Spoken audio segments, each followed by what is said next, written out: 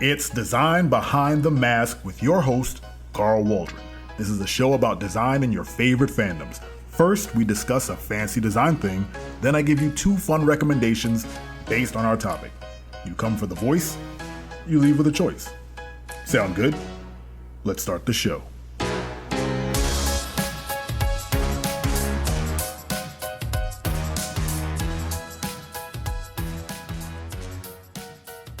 Hello, my fellow fans of fandom. It is Design Behind the Mask, and I am your host, Carl Waldron.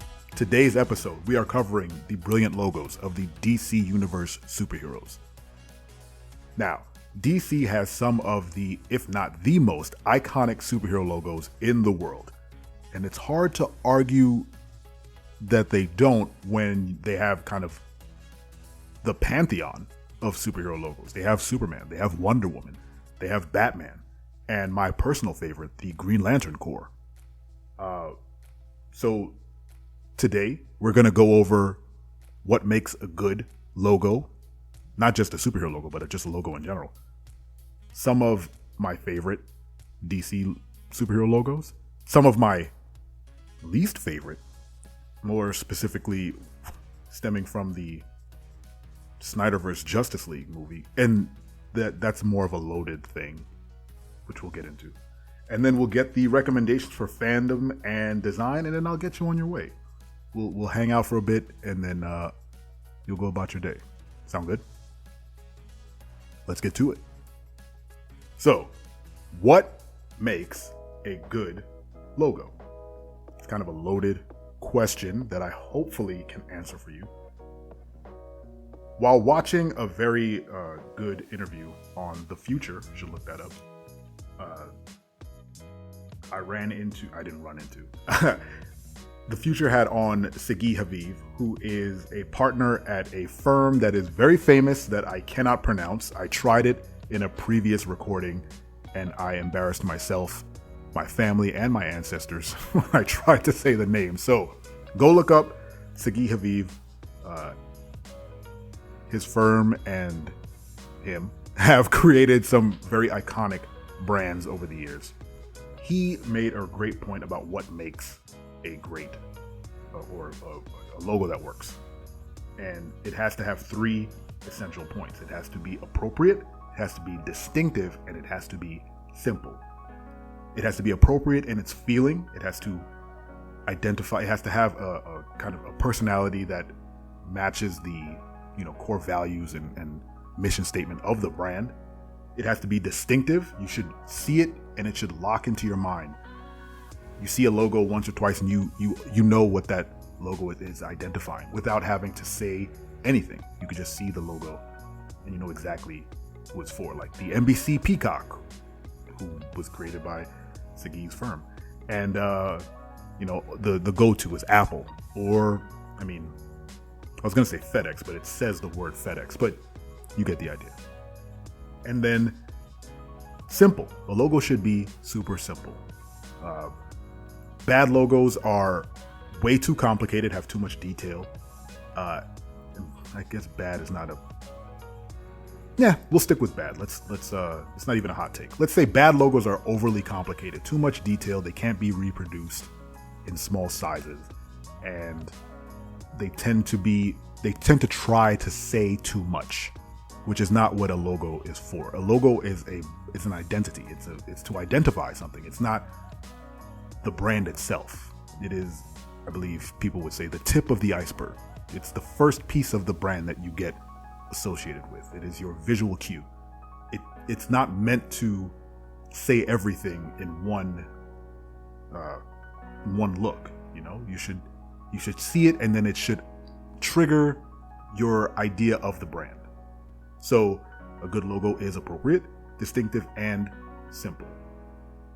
When I was thinking of this and kind of putting it in context with the DC universe and the pantheon of heroes, in kind of the audience that they're trying to reach, at least initially, even today, a good barometer for a great superhero logo, kind of in that vein, is if you can draw it on a napkin if I were to tell you the superhero.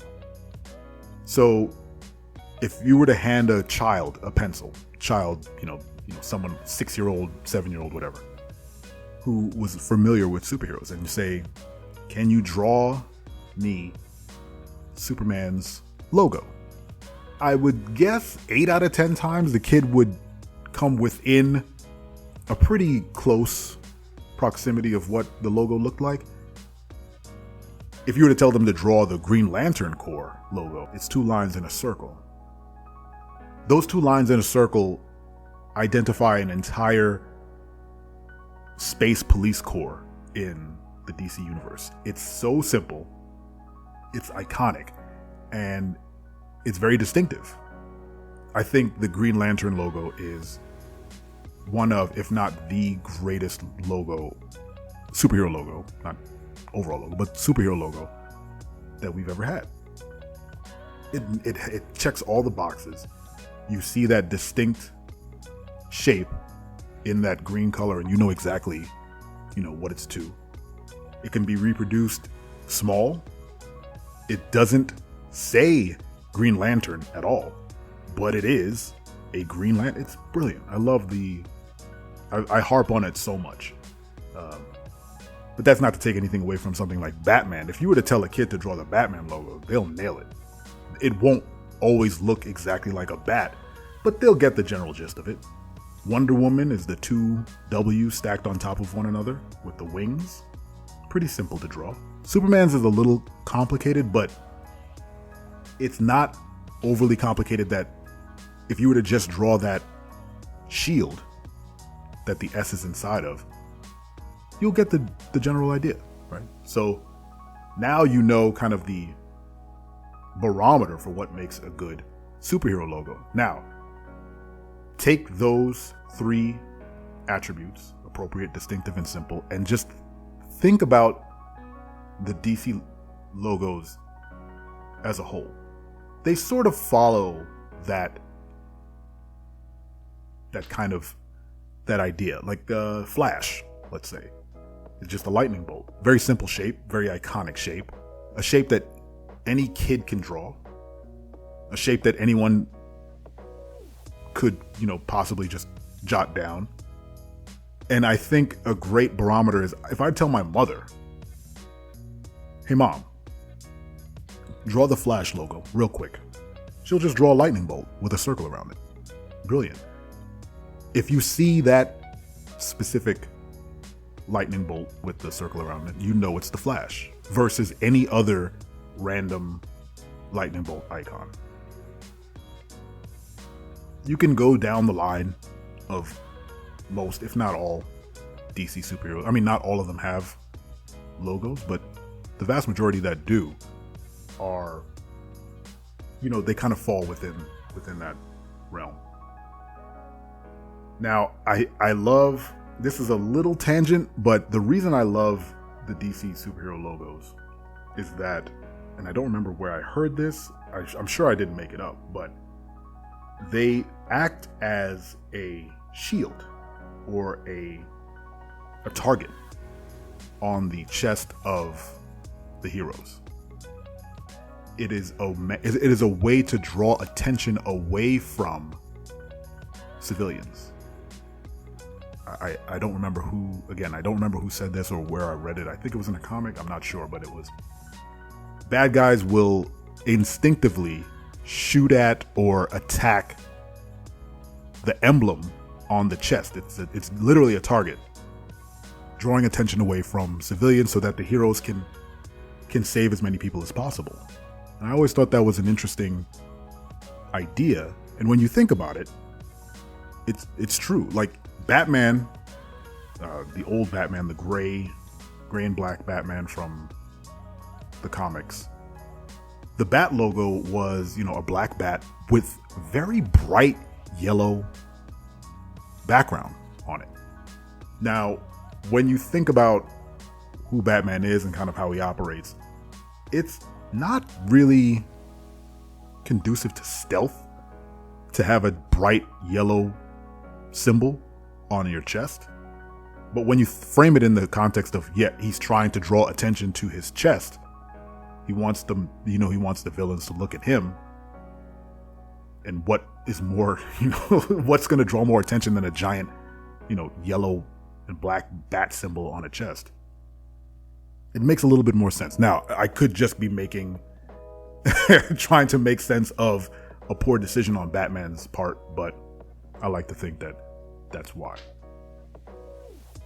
So we've covered what makes a good logo. We've covered, I think, the best DC logo, which is the Green Lantern. If you have a preference of DC logo, please let me know. If you think I'm wrong in what makes a good logo, that is what makes a good logo. But if you think I'm wrong in which DC logo is the best, I'd love to hear your opinion. Drop it in the comments. You can reach us on Twitter as well, which we'll go over at the end of the episode. And I'd love to hear what your favorite superhero logo is. There's obviously a wealth of logos, not only in Marvel but in Image and in Vertigo, Aftershock, and TKO.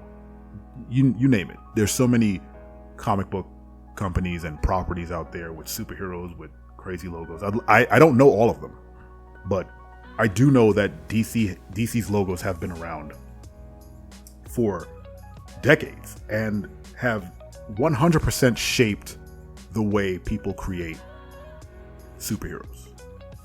If you do a quick Google search, not even Google search, if you go on like Shutterstock or something, or any stock photography website, and you just type in generic superhero, more than likely they will all look like a derivative of Superman. That is just kind of the stock generic hero now.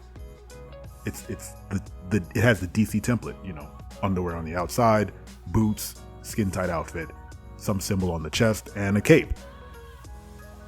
Even though the Incredibles taught us that no capes, they are liabilities. You ever tied a bedsheet around your neck and tried to walk around? It is uncomfortable, and inevitably someone's going to step on it. I don't know why superheroes have capes. Again, I've driven off the road. Let's get back on the road, and let's talk about some of my least favorite superhero logos, specifically in the Snyderverse. Now, I've had a gripe about this since I've watched, the Batman v Superman movie, and we're not going to go over the quality of the film, although I will say the best version of Batman ever put on film is Ben Affleck's Batman in Batman v Superman. And this is the reason. Again, I'm driving off the road again, but this is the reason. I believe the greatest version of Batman is the Batman that is in the pantheon of DC superheroes. The one who runs with gods. Ben Affleck's Batman is the only Batman that interacted, fought with, and collaborated with the Justice League. He is the most comic booky version of Batman to be filmed. He's also the most badass one. And I'll leave it at that. Again, we're off the rails. All right.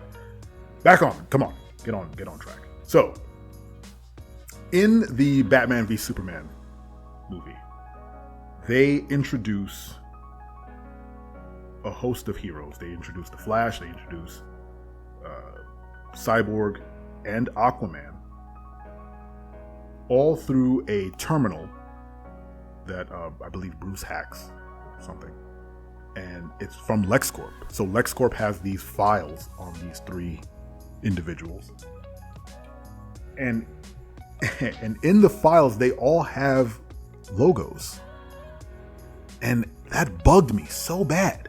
It bugged me so much that in the world of Batman v Superman, in that established superhero realm, Lex Luthor branded the Justice League? Some graphic designer working for the evil corporation, LexCorp, created logos for the Flash, Aquaman, and Cyborg.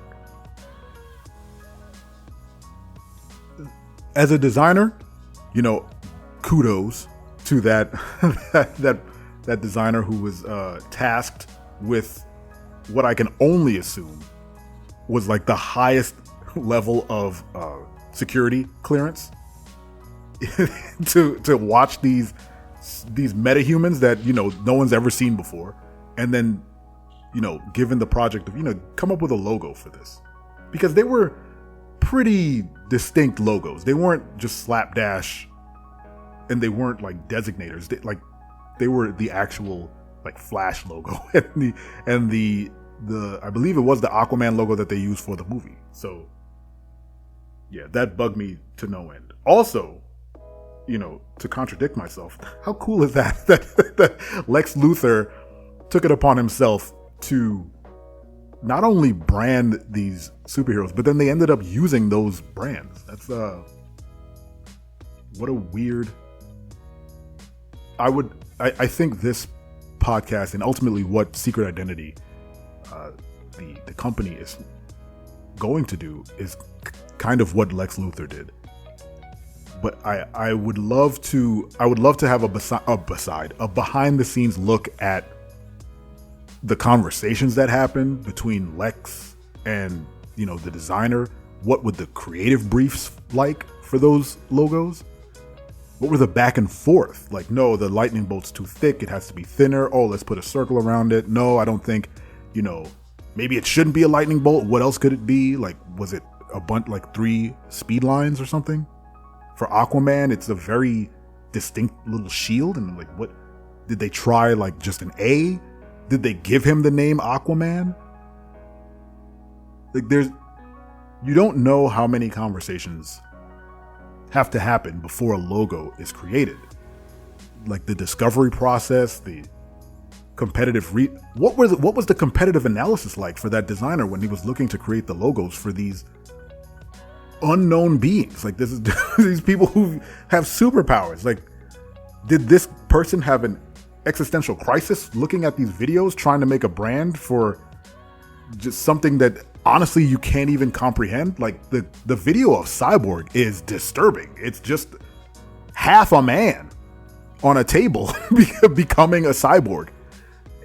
How many designers did they go through? It probably would have broken my brain. I would have finished the job, but I would have been forever changed. There is a whole movie that could be made just on the creation. Like, did Lex Luthor create a branding agency within LexCorp to do this? Who else? What other projects has this designer worked on? All right, so this is. You see the way my brain works. This is why this podcast exists, so I can say these words. Someone will listen and then hopefully be like, yeah, that's weird. But I love the idea that there was just some I would say lucky and unlucky designer or team of designers who had to watch these incredibly life-changing videos and then work off of a creative brief to create logos for, again, a secret file that no one is supposed to see. No one's supposed to see these logos, but they made them. They crafted these brands for these superheroes, and no one's supposed to see them. Where else do these logos show up? Are there secret internal documents that have these logos attached to them? Do these designers even exist anymore? Did they get offed by Lex because they're not supposed to know? Look, I have so many questions that will never have answers. I can ramble on for hours about this, but I won't. but I would say that the perplexing implications of the Batman v Superman logos has haunted me since that movie came out, and I was going to use this platform to get all of that out, and I have, and I guarantee you this is not the last time I'm going to bring it up. on this show, but here we are. Okay, so to recap, DC logos have some of the best branding in pop culture, in my opinion. At the top is the Green Lantern Corps. And I say that as a person who doesn't even read Green Lantern comics. All that off. I think the last one I read was the Brightest Day? What that was called? Or Blackest. It was Blackest Night. I think. I can't even remember the name of the comic. Whichever one where they brought back all the dead heroes as Black Lanterns. But I love that Green Lantern logo. I covet my Green Lantern t-shirt that I think I bought from Old Navy a long time ago. Still in my rotation. I wear it to work. So let's wind down and let's get some recommendations going. So for my fandom recommendation, I have two. I have two fandom recommendations for you. Lucky day. So my first recommendation is to go and watch the Young Justice animated series. It's a wonderful DC property that fans have kept alive for years now.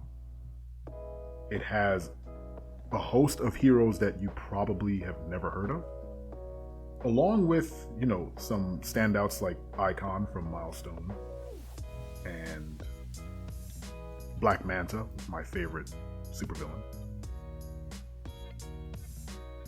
When it comes to the logos, you'll see a ton floating around there. You'll get a good idea of the brands within the DC universe and kind of how they're used. Like the Robin symbol, just a weird one. Very sharp R. Icon's symbol, I believe Icon's symbol is just a circle. I'm gonna as I speak, I'm gonna look up Icon right now and tell you exactly what it is. I misspelled Milestone as I'm typing.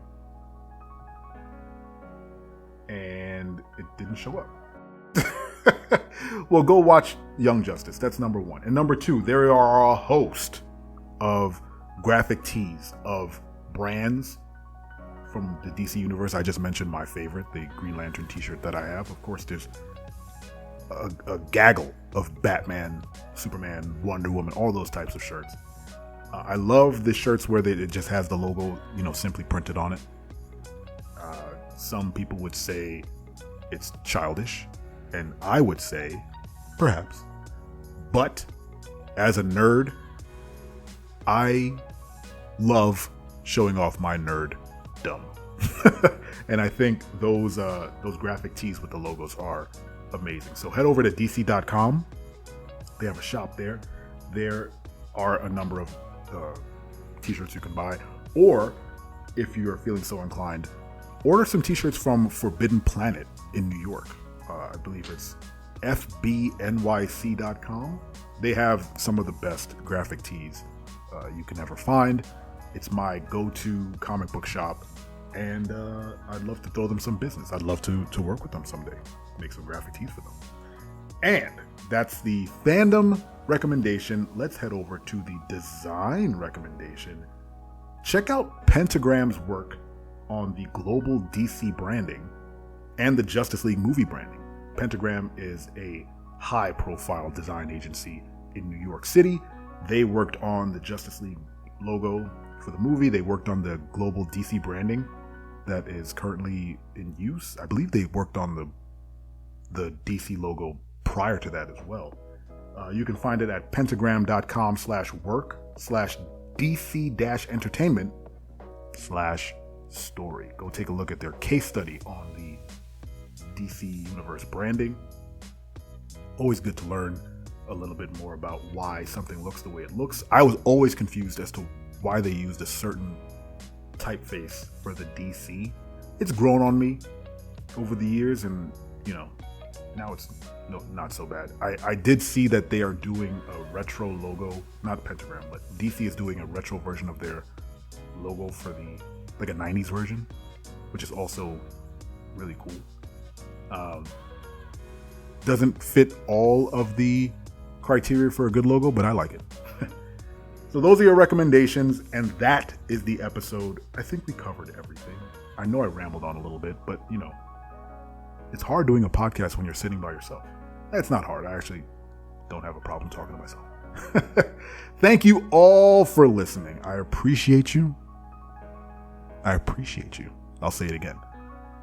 If you want to reach us, we are on Twitter. We are on LinkedIn, because we are a business. And you can find me personally on Twitter at Mr. Carl Waldron. Thanks again for listening. One more time, I appreciate you. Until next time.